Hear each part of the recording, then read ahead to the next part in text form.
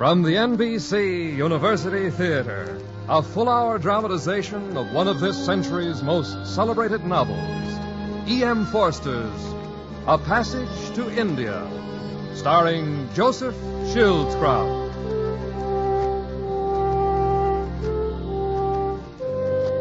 We bring you a penetrating diagnosis of one of the essential conflicts of our time, a story of India, of the Indians and the English, and the barriers between. We bring you E.M. Forster's contemporary classic, A Passage to India, as adapted for radio by George Lefferts. At intermission time, it will be our singular privilege to present as commentator on A Passage to India the author of the work himself, Mr. E.M. Forster. The distinguished British author arrived in America a few weeks ago to address the American Academy of Arts and Letters. He recorded his University Theater commentary in New York. Here now, A Passage to India, starring Joseph Schildkraut as Dr. Aziz.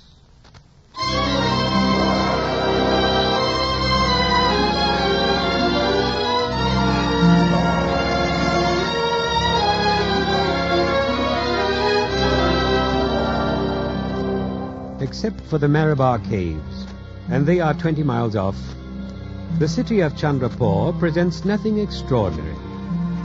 Edged by the Ganges, it trailed for a few miles along the bank, scarcely distinguishable from the rubbish it deposits so freely. So abased, so monotonous is everything that meets the eye, that the Ganges might be expected to wash the excrescence back into the soil.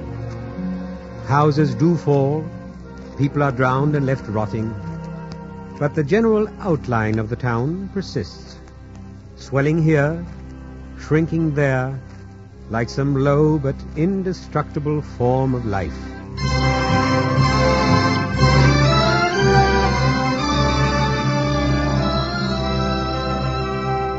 Inland, the prospect alters.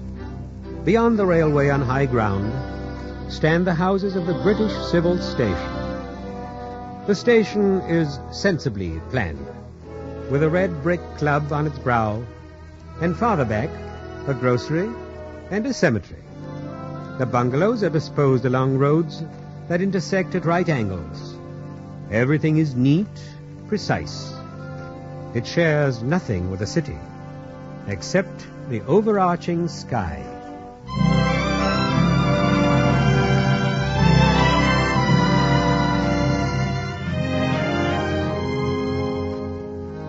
On a cool evening just before the hot months, the British Chandrapur Club gave a dance in honor of two newly arrived English ladies, Mrs. Agatha Moore, the mother of Ronnie Heslop, civil magistrate, and Miss Adela Quested, who it was rumored might marry Ronnie.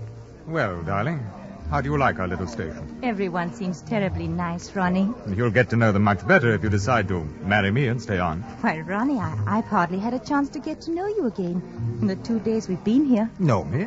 But you've known me for years. I mean, I knew you in England, but I don't know you in India. That is, I know you at play, but I don't know you at work. Work? Well, yes. What's my work got to do with it? You knew that I was a civil official, the magistrate of Chandrapur. Yes, but what I mean is, different places sometimes make different people. And that's why I came here with your mother, to find out. Oh, to get reacquainted, huh? Very well, then. What would you like to do? Well, your mother and I would both like to meet your people. Oh, but you have met them. Oh, not these people. Your Indian friends, those you come across socially. Oh, but my dear Adela, we don't. The natives may be full of virtues, but we simply don't, you know. Oh? Here, the music stopped. If you must meet someone, come and let me introduce you to some other members of the club. Major Calendar. Ah, Heslop, old chap. Miss Quested, may I present Mrs. Turton? How do you do? Mrs. Calendar How and do you do? Major Calendar, How do you our do? resident surgeon here. Delighted. Well, Miss Quested, and what do you think of India? Pretty terrible, what? Well, I'd like to see the real India, Major Calendar. The real India? Yes, the people, the natives. You want to see Indians?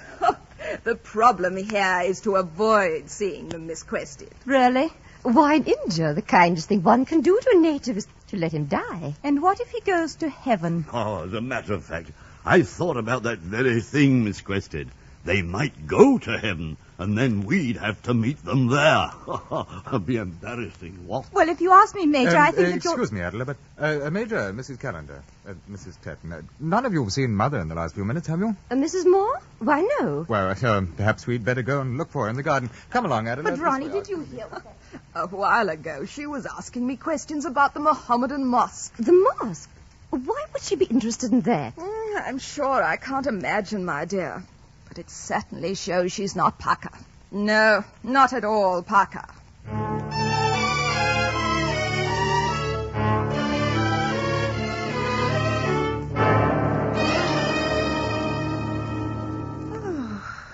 I didn't expect it to be so beautiful. Madame. Oh, Madame. you startled me.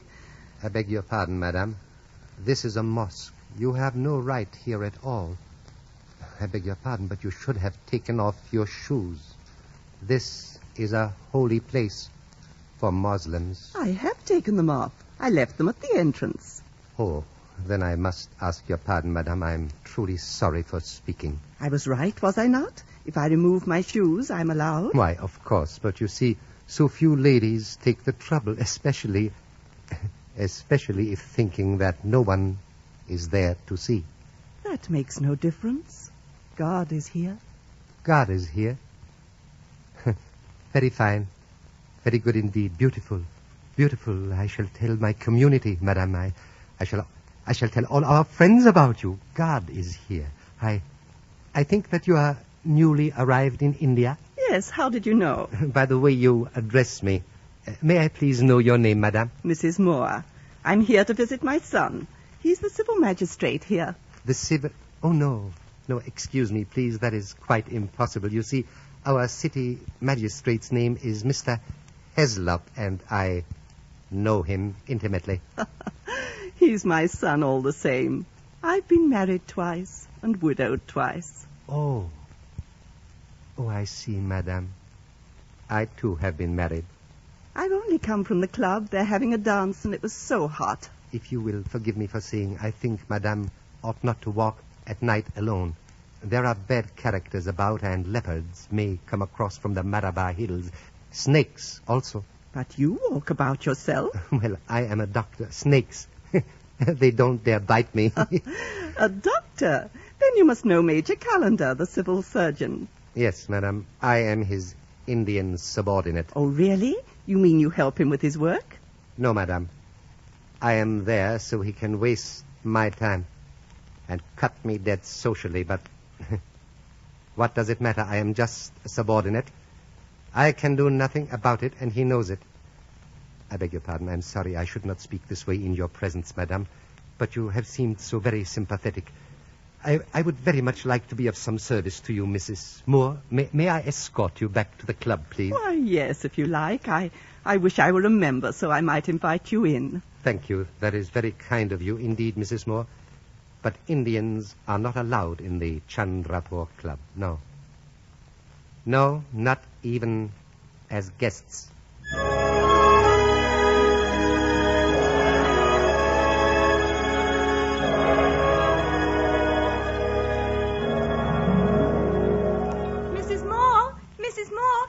There she is, Ronnie. Oh, Mother, where have you been? Adela and I have been searching all over for you. I stepped out for a breath of air. Oh, but, Mother, it's dangerous for an Englishwoman to go out unescorted. Really? Yes, really. Oh, then it may comfort you to know I was escorted. Oh, well, why didn't you say so? By whom? A young man. A young man? Was he nice? Very nice, Adela. He's a doctor. I don't know his name. I'd like to thank the chap. Will you point him out? Oh, he didn't come in. He said he wasn't allowed. Good heavens. A native? Yes, a Mohammedan. Must have been that fellow Aziz. Aziz? What a charming name. The devil had his nerve. How did he speak to you, Mother? Impudently? Why, no. He merely asked me to remove my shoes before entering the mosque. Well, I hope you didn't remove them. Now, look here, Ronnie. Wouldn't you expect a Mohammedan to take off his hat in our church? It's different, Adela. It's different. You don't understand. I know I don't. And I want to. What is the difference, please? Well, there you are, Miss Crested. I believe we have the next dance. Oh, very well then, Major. Mother, I wish you hadn't spoken about this fellow Aziz to Adela. She'll begin wondering whether we treat the natives properly and all that sort of nonsense. Well, do you? You must realize that we're not out here for the purpose of being pleasant. We're out here to do justice and keep the peace. No, we're not pleasant in India, and we don't intend to be pleasant. We've something more important to do. Are you quite finished? Quite. Then let me say something. India is a part of the earth, and the good Lord put us on earth to be pleasant to one another. From what Adela and I have seen, you and these others aren't being pleasant or even decent. And for the life of me, I can't understand why. I see. You want to find out? Yes, I do. Very well, then you shall. I'll ask the commissioner to arrange a bridge party. A bridge party? Oh, but Ronnie, I don't play. It's not cards, Mother. It's an expression we use. A bridge party here is a party to bridge the gap between East and West. We'll invite some of your precious natives, and then perhaps you'll understand our attitude a little better.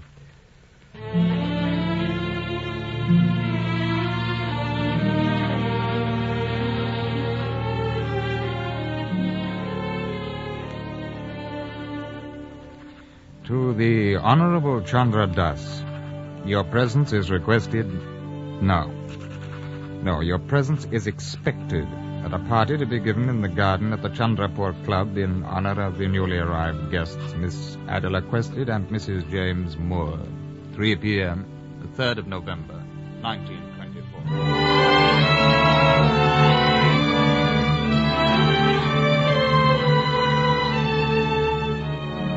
Major Calendar, would you introduce me to some of the Indians? Oh, now, really? Oh, please. Oh, very well. But just remember, Mrs. Moore, you're superior to them. Don't forget that. Now, come along. Miss Quested, I'm Cyril Fielding. We haven't met. Oh?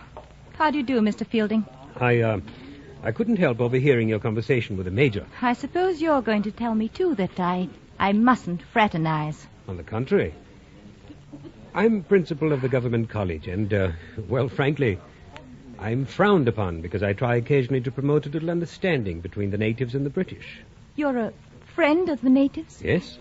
May I shake your hand, Mr. Fielding? Why, I envy you. You see, I never seem to get a chance to know them. would you care to meet one or two? Very, very much indeed. Oh, then perhaps I could invite you and the other lady down to the college for tea. Give you a chance to meet some of my Indian friends. We'd love it. And do you know Dr. Aziz? Would you like him asked too? Mrs. Moore says he's so nice. Very well, Miss Quested. Will Thursday suit you? Indeed it will.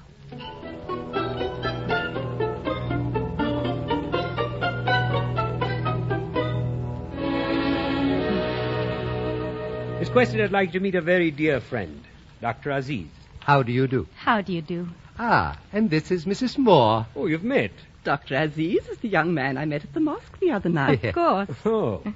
Would either of you ladies care to look around my college? Do show me around, Mr. Fielding. Adela and Dr. Aziz will want to stay here and get acquainted. I'm sure the doctor can tell her many interesting things about India. Very well. We won't be long. This way, Mrs. Moore. I'll be very happy to tell you. Yes. A doctor must find his work very interesting. Yes. So very interesting. Mm-hmm. Yes. So you and Mrs. Moore met at the mosque? Yes. I saw the mosque as we were coming in. Miss Quested. Yes. You see, we are by nature a most informal people. You are? Yes, we are. Oh, dear me, I was beginning to sound just like Major Calendar's wife. Oh, I hope not. I hope not.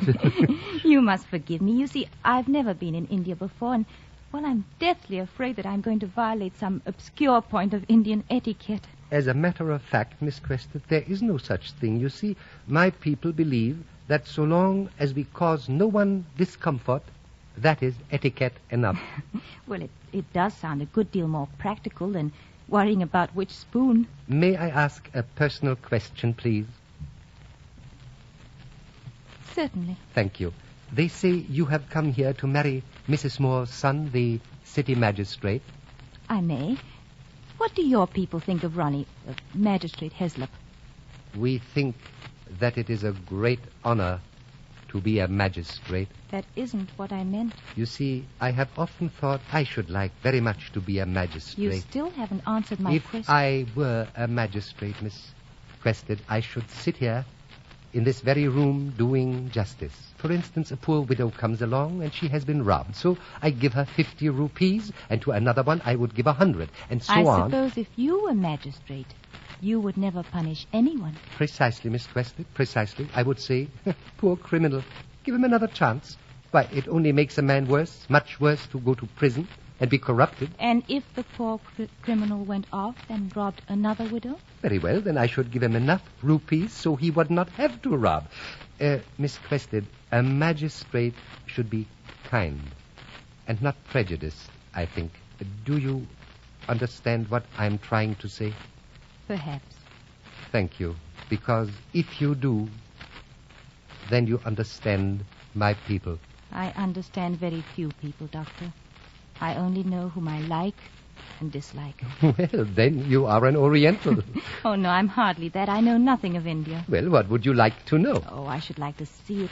So far, all I've seen is the civil station. Oh, you must visit the Malabar Caves. Malabar Caves? Ah, surely you have heard of them. No, I don't believe I have. Where are they? Oh, about 20 miles from Chandrapur. They are very unique indeed. I should love to see them. Well, I will take you and Mrs. Moore. When? Any time you wish. I place myself entirely at... Anyone home? Why, it's Ronnie. Ronnie, in here.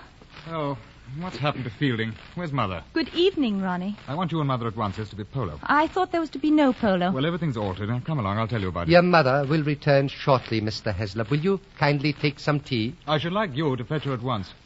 I am quite certain that one of Mr. Fielding's servants would be most happy to fetch her. Very well. See that she does. Ronnie!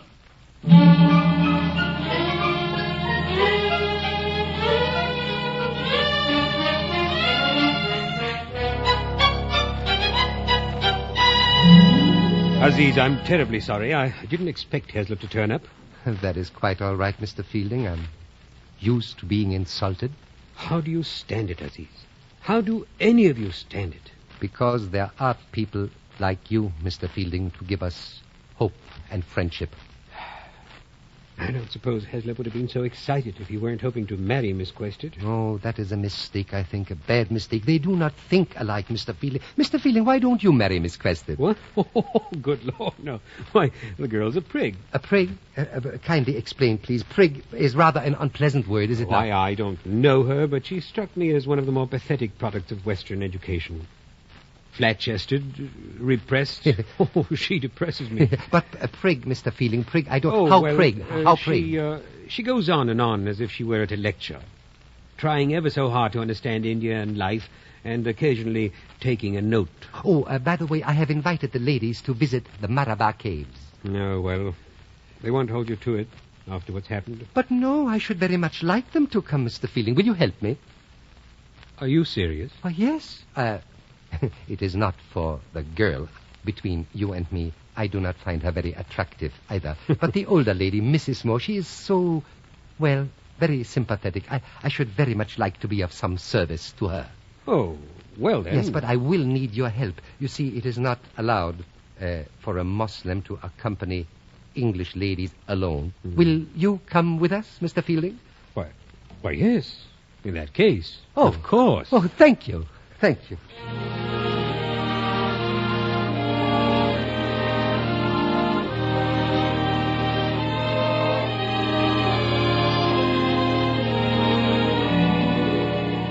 But he's a Muslim. You can't do it, Adela. Why not, Ronnie? He's intelligent and interesting.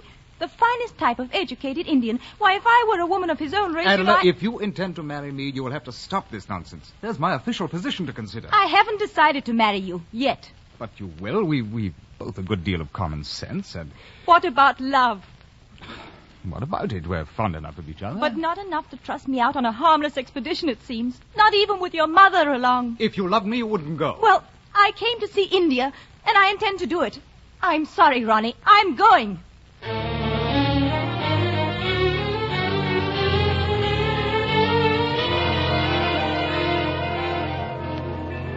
Dr. Aziz, do hurry. They're holding up the train. It's no use. It is no use. Didn't you find Mr. Fielding? I'm sorry, no, he is nowhere. But he promised to meet us at the early train. I am a failure.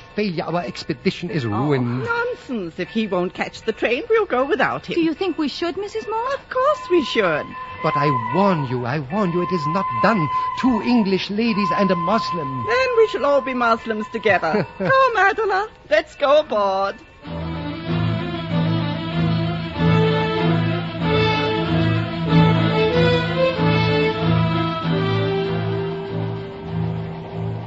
I am afraid that our Indian railroads are not very comfortable, Mrs. Moore. We are used to that. Now then, in just a few moments, the sun will rise, and we will be able to see the beautiful Malabar Hills. And then Miss Quested should be able to make some photographs with her camera. Miss Quested? I'm afraid she's dropped off to sleep. Poor child. She had a frightful row last evening with my son. Oh? I don't suppose she slept very well afterwards. Dear girl. I wonder what she's dreaming about. It's wrong. He's a Muslim. He's a Muslim. Commentary. Mary Ronnie. Take this man. What about love? Commentary. Ronnie. But Aziz. He's a Muslim. It's wrong. Mary Ronnie. Take this man. No.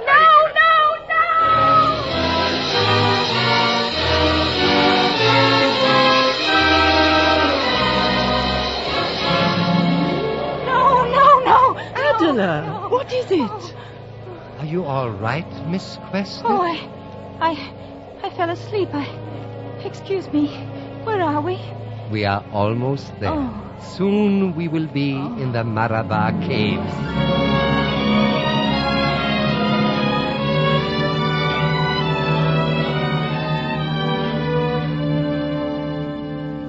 It's absolutely magnificent. Look at that sky. Yes, Miss Quested. Yes. The caves now are a few hundred yards up the hill.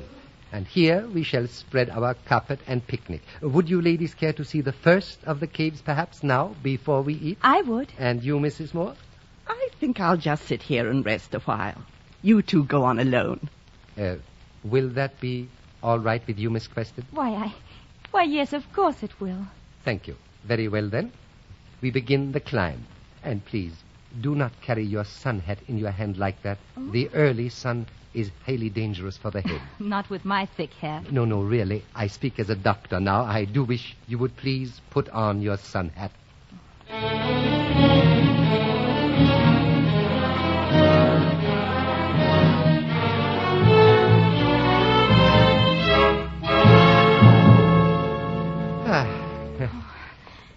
So, here we are. That opening over there, Miss Quested, is the entrance to the famous Malabar Caves. Oh. And behind that opening, a dozen small caves fan out into larger and larger ones. Yes. By the way, there is a very beautiful echo, which I will be very happy to demonstrate. What's that? Oh, don't be afraid. Just a bat. They harm no one. I shall stay close by you all the same. It looks so dark. Yes, just one little moment, please, while I light this lantern. Oh. Yes. Oh, you are trembling. You are cold? No, it's not that. You are afraid. Miss Quested, I assure you there is no danger. I am right here to protect you, and you will be as safe as though your fiancé himself was here. My fiancé? Yes, Mr. Heslop. Oh. You see, I have heard that you two are to be married soon, yes? Come on, Aziz, let's go in. Just one moment, please. You are absolutely not afraid to go in the cave with me, Miss Quested? No, of course not. Let's go in. Thank you.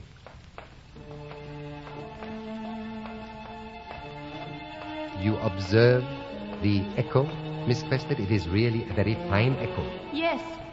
It's frightening. What am I doing here? Yes. To visit the famous Malabar Caves is an experience you will never forget. Why did I ever come? It really is a pity that Mrs. Moore is not here to see this, and of course your fiancé, Mr. Heslop. Ronnie. Why does he keep talking about Ronnie? Careful, please. The rocks are slippery here. I beg your pardon. You better let me take your hand, yes? How strong his hand is. And how fine. How attractive he must seem to women of his race. The cave is really very beautiful, is it not? They do make a difference. Beauty and physical charm. If only Ronnie were more like him. I beg your pardon. Perhaps you would prefer to enjoy it all in silence. I would understand. You see, there is a saying we have. Words destroy beauty and love.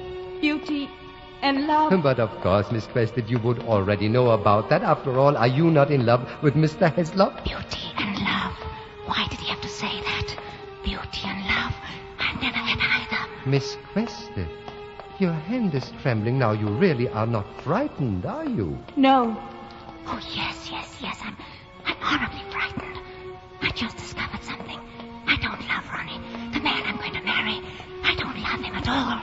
Come, Miss Quested, have courage. Believe me, there's absolutely nothing to fear. Why did I have to wait until now to find out? Oh, what am I going to do if only Ronnie were more like Aziz? Look, now we are nearing the great inner cave. Aziz. If only I were a woman of his rank and race. Oh, what am I thinking? What am I thinking? It's wrong. He's a Muslim. It's wrong. He's a Muslim. Common sense. Marry Ronnie. He's a Muslim. But what about love and beauty? It's wrong. It's wrong. No.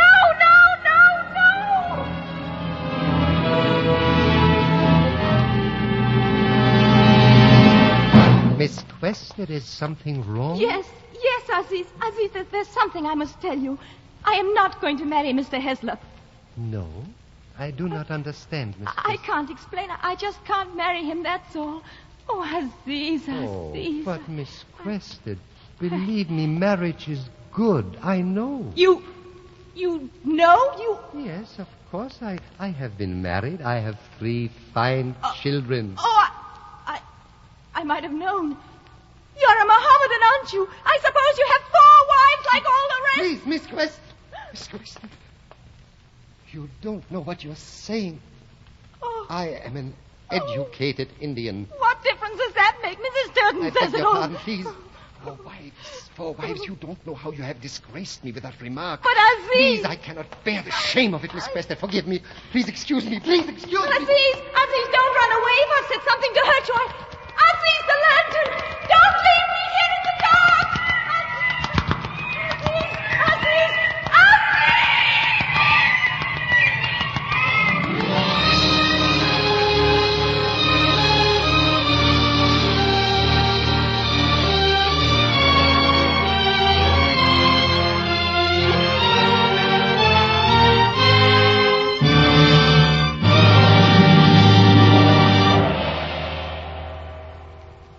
From Hollywood, the NBC University Theater is bringing you Joseph Schildkraut in a radio version of E.M. Forster's A Passage to India.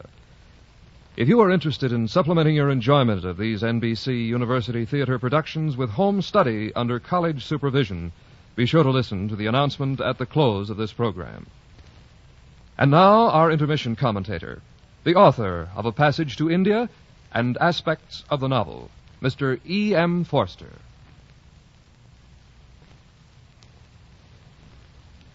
I wrote A Passage to India a quarter of a century ago.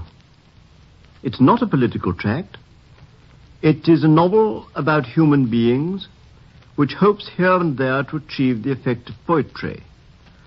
The use of the Malabar caves as a recurrent theme is an example of poetic intention, as are the 3 sections of the book, which symbolize the seasons of the Indian year, namely the cold weather, the hot weather, and the rains.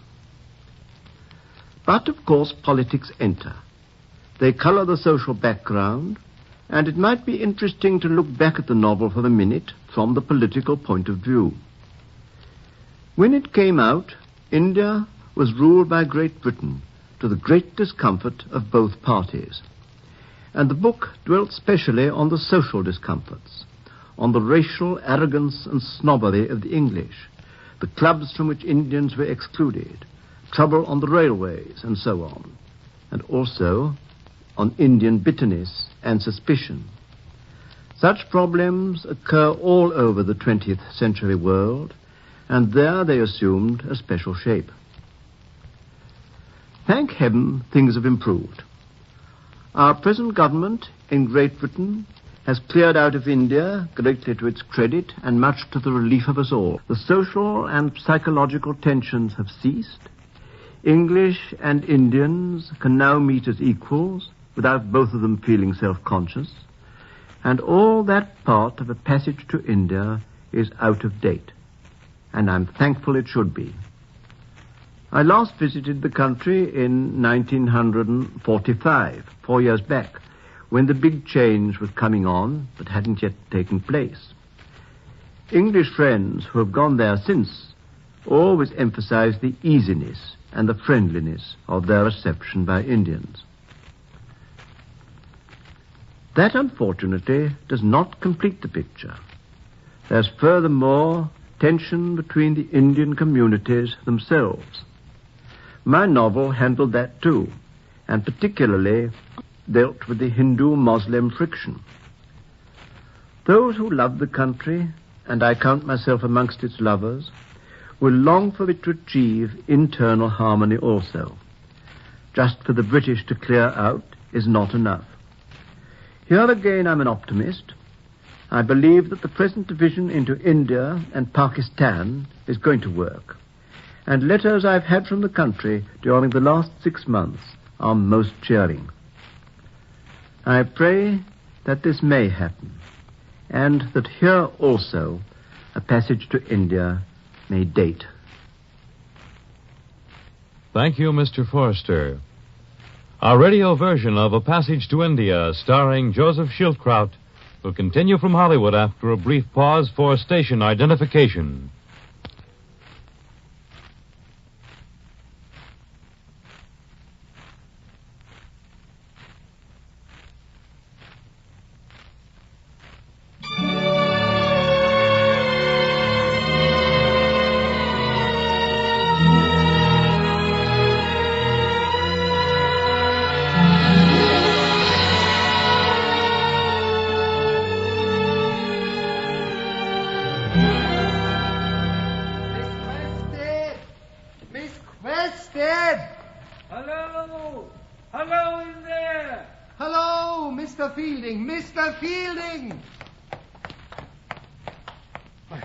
Why, it's Aziz. Oh, Mr. Fielding, praise Allah you've come. I missed the train and persuaded Mrs. Turton to drive me up. What's wrong, Aziz? You're white as a sheet. Mr. Fielding, strike me, kill me. Oh, don't be an idiot. What's happened? Miss Quested has disappeared. What happened? Well, we were in the cave and... Oh, she made a remark which upset me terribly. I was so overcome, I rushed away to regain my balance and... Well, when I came back, she was gone.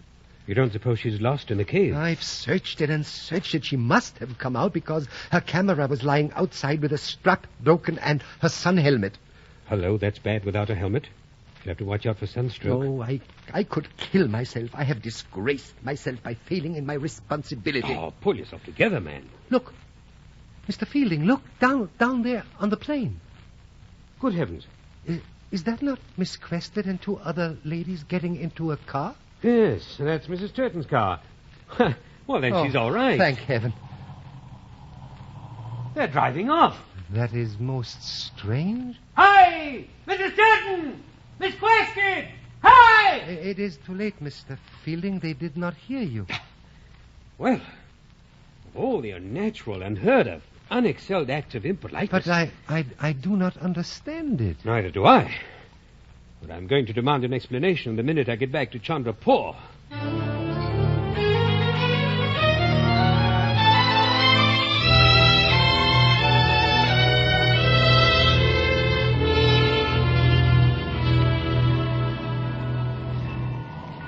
The train reaches Chandrapur now, Mr. Fielding, and perhaps we will learn about Miss Quested, huh?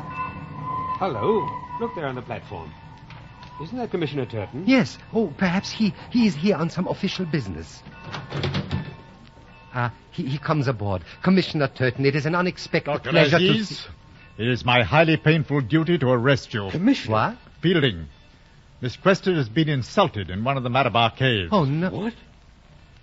Oh, no. Oh, no. Oh, yes. The most dastardly crime a native has dared yet. Oh. Now, come along quietly, Aziz. No.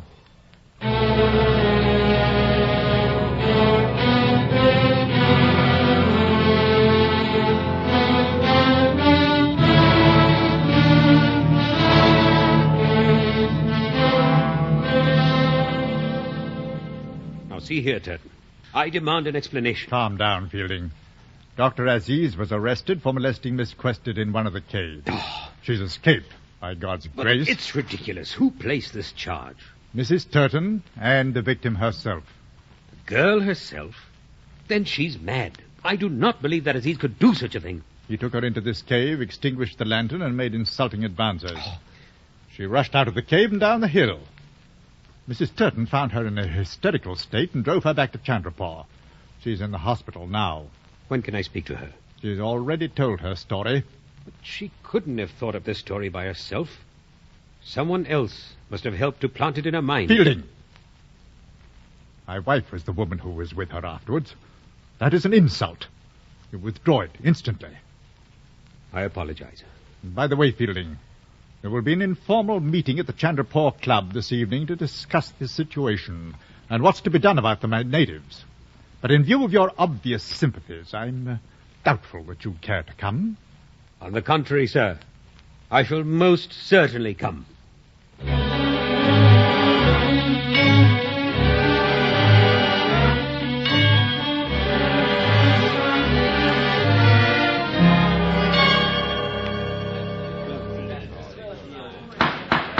Attention! Your attention, please. Will this meeting come to order? First, I want to talk especially to the ladies. There's not the least cause for alarm. Keep cool. Keep cool. Don't go out more than you can help. And don't go into the city. And don't talk before your servants. The drums. I hear them. The natives are Mrs. coming. Calendar, be calm. Those drums are only for the Feast of Muharram. My men are watching it. Now, will the ladies please leave the smoking room? There are some things we men must discuss.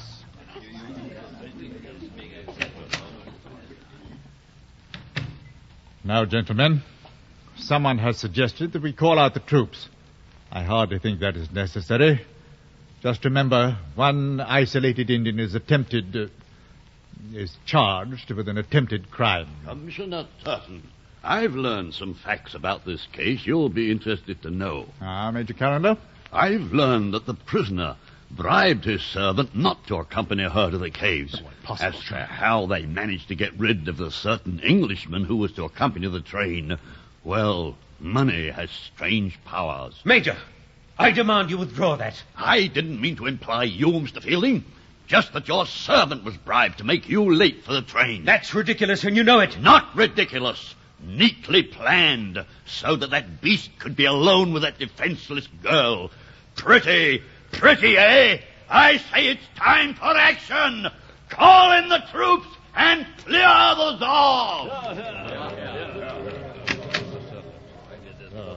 door. Please sit down, gentlemen. I only want to listen to what has been decided. That native has a friend here. Why doesn't the swine stand up? Mr. Fielding, what has prevented you from standing up? May I make a statement? Certainly. Very well. I believe Dr. Aziz to be innocent. You have a right to hold that opinion.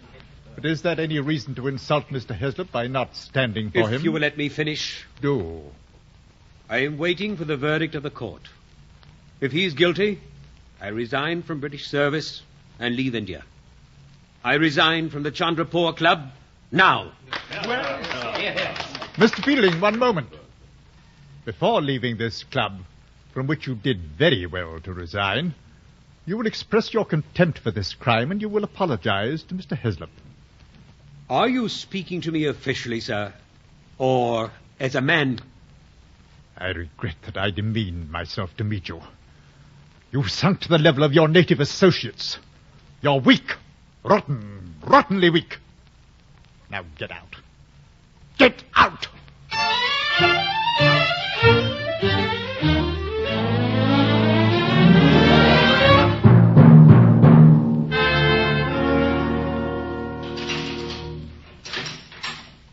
Aziz. Mr. Fielding, you did not desert me. I would have come sooner, but they barred me. How are you? How should I be? My career, my name, gone. Ruined. But you aren't guilty. What difference? Even if I am acquitted, I cannot go among the English anymore. They will hate me all the more. We'll get the best lawyers. Thank you. My friend Mahmoud Ali will plead my case. He's a good man. Good man. Mr. Fielding, do you really think it will make any difference? Don't you? My chances are not worth that. We'll fight it. We'll appeal if it takes every penny I've got. I swear it. Mr. Fielding, excuse me. Over there on the cut there, you will find a brown envelope. Will you kindly get it? This? Yes. Please open it. Very well. Who is this? My wife. She's very beautiful. You, sir, are the first Englishman who has ever seen her face. You do me a great honor. I thought it was against the custom of the purdah. I should have told her that you were my brother, because my brother may see my wife. Brother? Brother's only a word. Oh, no. Oh, no. Much more than a word. All men are my brothers. And when one of them behaves as such, he may see my wife. And when all men behave as such, the custom of the purdah will vanish. It is because you can say such a thing, Mr. Fielding, that I show you her picture. Cyril Fielding, my friend, my brother. No one will ever realize how much kindness we Indians need. We do not even know it ourselves, but we do know when kindness has been given, and we do not forget. Kindness. Kindness. Kindness, Mr. Fielding, is the only hope. What use the reform committees and the brotherhood movements and all that when your people sneer at the color of our skin? Well, please forgive me. You may put her picture away now. She is of no importance because she has been dead for 12 years.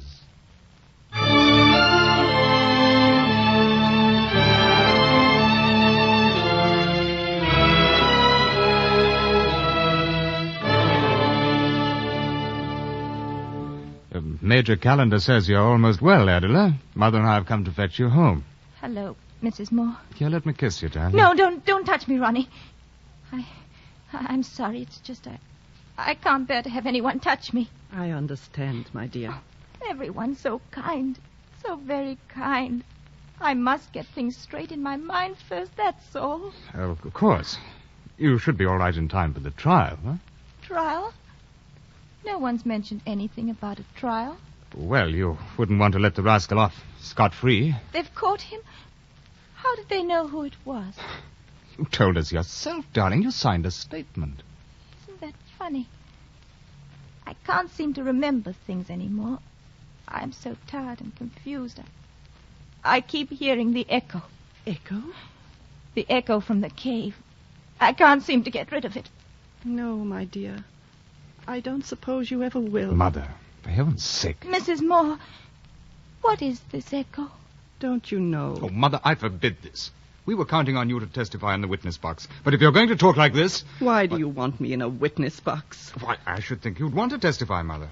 No one blames you, of course, but the fact is that you dropped out and encouraged Adela to go with him alone. My son, I shall attend your marriage, but not your trial. Huh?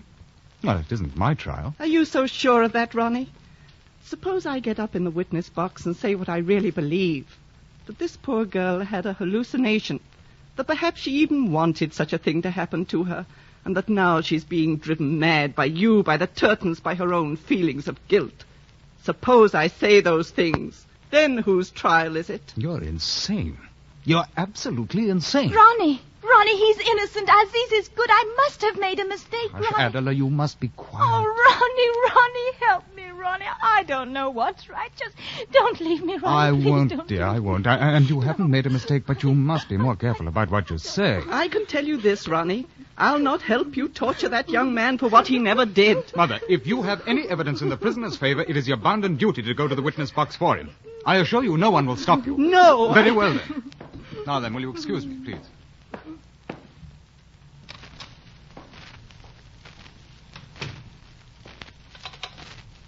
Hello? Get me the police commissioner, please.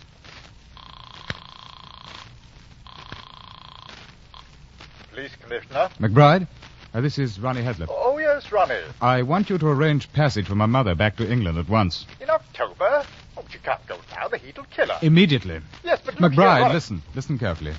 It is most important that Mother be on her way to England before the other side can subpoena her as a witness. But I thought she was our witness. Yes. So did I. Oh. I see. Very well, Ronnie. I'll take care of it at once.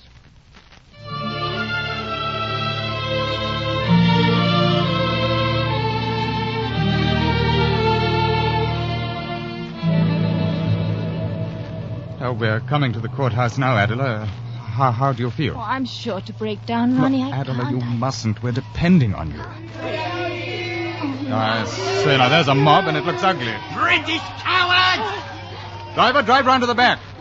I don't like the looks of this. This must be Fielding's doing.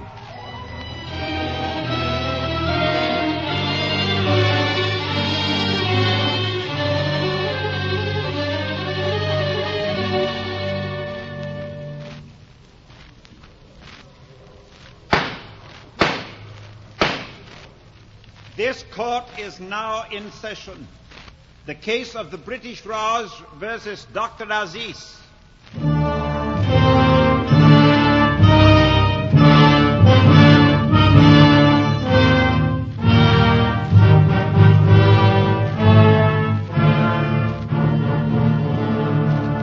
Yes, gentlemen.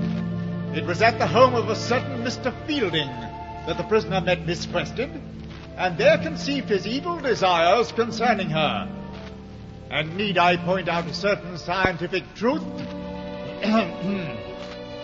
The darker races are physically attracted by the fairer, but not, I repeat, not vice versa. This is not a matter for bitterness, but merely a fact, which any scientific observer will confirm. Even when the lady is so uglier than the gentleman? Turn that man out! Proceed, Mr. McBride.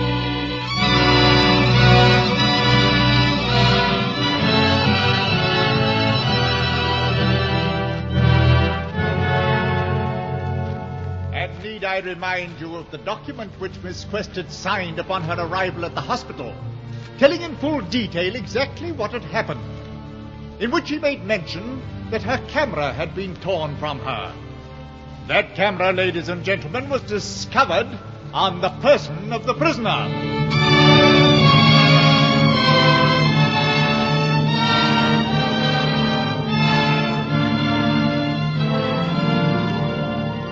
And he even went so far as to influence another English lady, Mrs. Moore, to remain behind so that he might have Miss Quested alone in the cave. Why do you not call this Mrs. Moore and let us hear her story? I do not propose to call her. No, because you have smuggled her out of the country.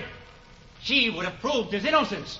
Need I remind Mr. Mahmoud Ali that the defense could have called her at any time? No!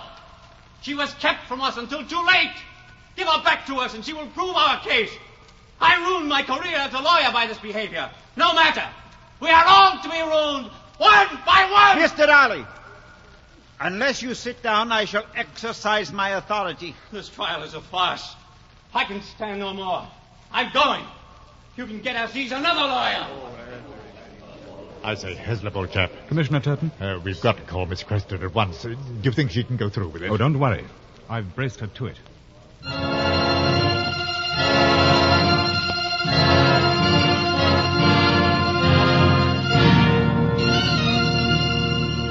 Now, Miss Quested, you said Mrs. Moore was tired and she sat alone while you and the prisoner went up to the cave. Yes. No one else was present? No, You went into the entrance that is correct. and the prisoner went with you? Now we've got him. I will repeat the question. The prisoner was alone with you? Yes. He extinguished his lantern and then attempted to seize you. Am I correct? I... Miss Quested, I asked you a question. He attempted to seize you, did he not? May I have a moment, please? Certainly. I cannot be sure. I beg your pardon? I cannot I be didn't sure. catch that answer. You were in the cave. The light went out. He attempted to seize you. Well? No. Speak up, please, Miss Quested. I'm afraid I have made a mistake. What nature of mistake? Dr. Aziz never came near me. I was frightened of the Now, darkness, Miss Quested, and then let me read the words of a statement which you... Excuse me, Mr. McBride. I am magistrate here, and I am speaking to the witness. And I will have silence in this court. Miss Quested, address remarks to me, who am magistrate in charge of this case, and remember, please, extreme gravity. You speak on oath. Dr. Aziz never I came near... stop these proceedings on medical grounds. That girl is insane. Silence! Silence! No Indian is... Silence! Miss Question, do you withdraw this charge? Yes! Yes! I withdraw it! I withdraw everything! Everything! Mr. McBride, you have heard. You will have to withdraw. He shall not withdraw! She's a liar! A cheat! Arrest that woman! This case is dismissed. Release the prisoner.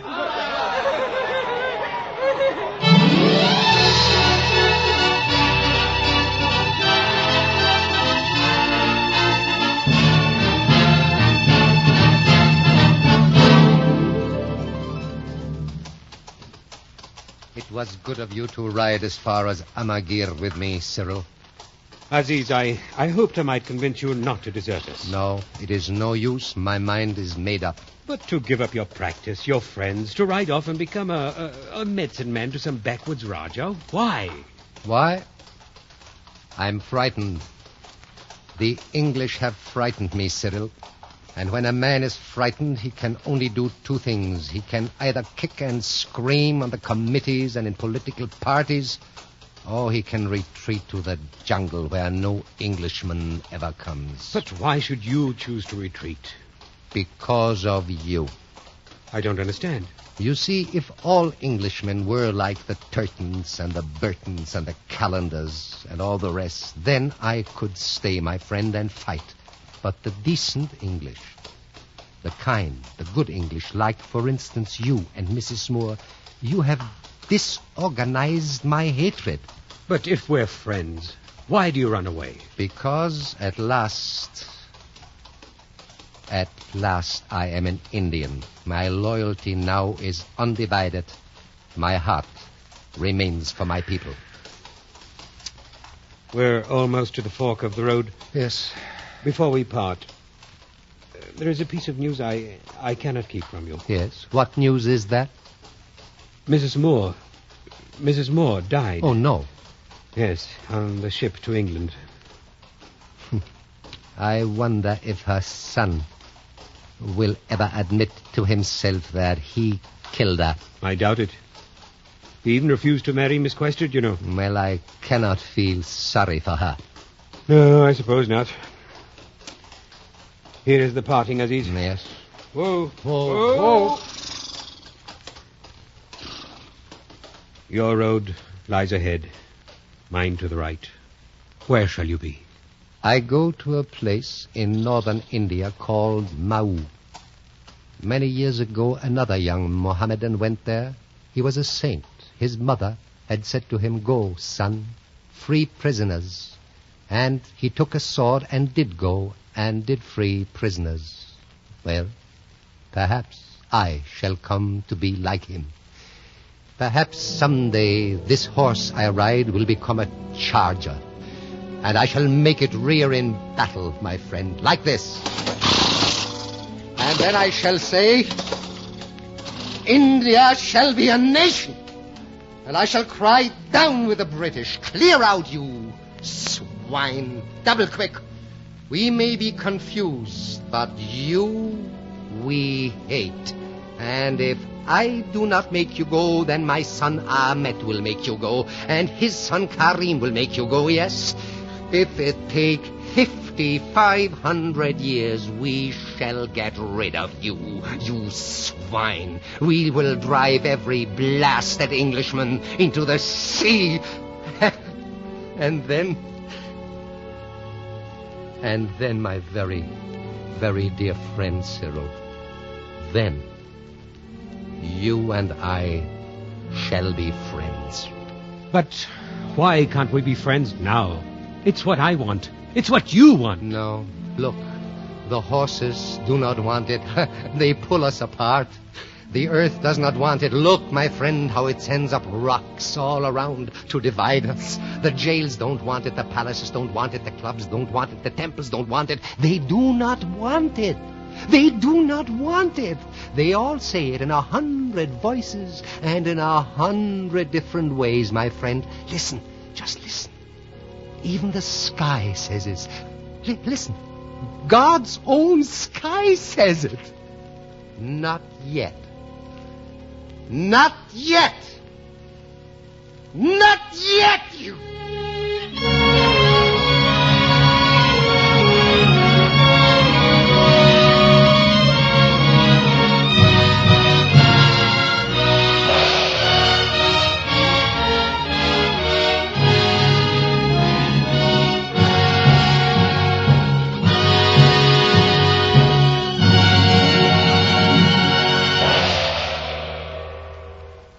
You have been listening to A Passage to India, an NBC University Theater production of the novel by E.M. Forster, starring Joseph Schildkraut. If you wish to expand your knowledge and appreciation of literature, we suggest that you might enjoy the college-supervised courses now being offered in connection with the NBC University Theater. Simply write to NBC University Theater in care of the University of Louisville, Louisville, Kentucky, the University of Tulsa, Tulsa, Oklahoma, or Kansas State Teachers College, Pittsburgh, Kansas. Now, as to next week.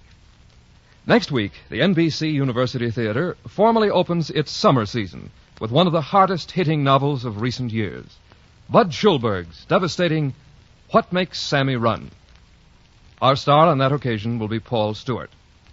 And next week, the NBC University Theater moves to a new time. On most of these stations, it will be heard on Saturday afternoon. Your local newspaper will list the exact hour of broadcast. In succeeding weeks, following next Saturday's production of What Makes Sammy Run, we will bring you versions of some of the most exciting books of our times. Graham Greene's Brighton Rock, Thornton Wilder's The Ides of March, J.P. Marquand's current bestseller, Point of No Return, Stephen Himes' The Crusaders, and others of that caliber.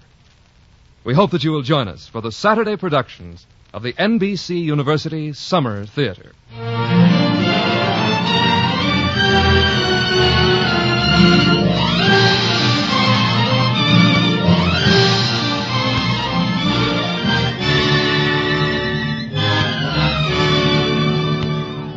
A Passage to India was adapted by George Lefferts and starred Joseph Schildkraut, internationally celebrated star of screen and stage, as Dr. Aziz.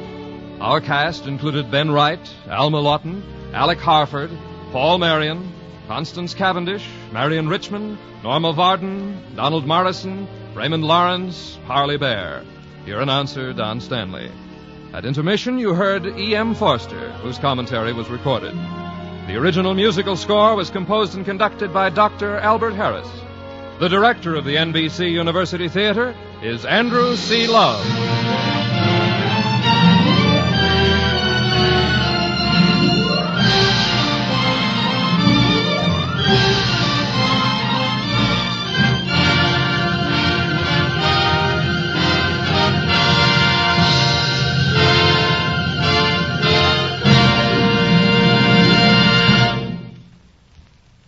This program came to you from Hollywood. Tonight, the NBC Symphony Summer Concert Series makes its debut. Fritz Reiner will conduct the premiere broadcast and will have as his guest the distinguished American soprano, Miss Dorothy Maynor.